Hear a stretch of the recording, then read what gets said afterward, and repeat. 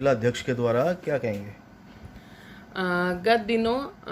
चौधरी कुंभाराम जी आर्य की मूर्ति का अनावरण हमारे द्वारा करवाया गया था और इस सफल आयोजन से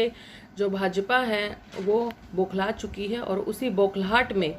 व साथ ही के अंदर अनुसूचित जाति व अन्य पिछड़ा वर्ग के लोगों को लड़वाने और उनके आपस में जो सदियों से जो भाईचारा चलता आया है उस भाईचारे को ख़त्म करने के उद्देश्य से उनके द्वारा ये ओछी हरकतें की जा रही है। चौधरी कुंभाराम जी आर्य के श्रद्धांजलि सभा में उनकी मूर्ति के अनावरण समारोह में मेरे द्वारा जो भी कहा गया उद्बोधन के अंदर वो मेरे द्वारा कहे गए तथ्य नहीं थे।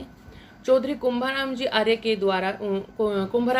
द्वारा जो विधानसभा के अंदर उनका उद्बोधन दिया गया था उसका पठन मैंने किया था।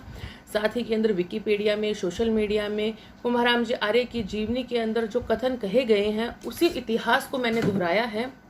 और अनुसूचित जाति व जनजाति के लोगों के बारे में, उनकी भावनाओं को ठेस पहुंचाने के बारे में तो मैं सोच भी नहीं सकती। अनुसूचित जाति, जनजाति व अन्य पिछड़ा वर्ग के लोगों में कोई फ़र्क नहीं है और हम एक ही परिवार के सदस्य हैं, तो अपने ही परिवार के लोगों की भावनाओं को आहत करने के बारे में मैं भला क्यों सोचूंगी। और ना ही मेरे ऐसे संस्कार हैं और ना ही मेरी ऐसी कभी मंशा रही है।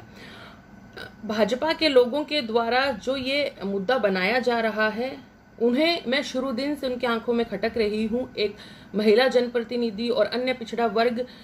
से आते हुए हमेशा से उन्होंने मुझे दबाने की कोशिश करी है और वो जो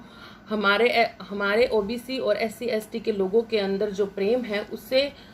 वो इतने बौखलाए हुए हैं कि अब उनकी ओछी राजनीति इस हद तक आ गई है कि वो हमारे परिवार के बीच में दरार डालने का काम जो है वो कर रहे हैं, लेकिन वो इसमें कभी भी सफल नहीं हो पाएंगे। मुझे कानून व न्यायपालिका दोनों पर पूर्ण भरोसा है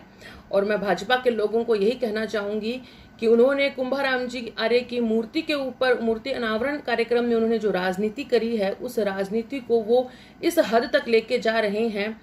जिसकी जितनी निंदा की जाए उतनी कम है। जनता बहुत समझदार है और मेरे अनुसूचित जाति जनजाति के जो भाई बहन है वो भी बहुत समझदार हैं। तो मैं यही कहना चाहूँगी कि इस ओछी राजनीति से वो बाज आए।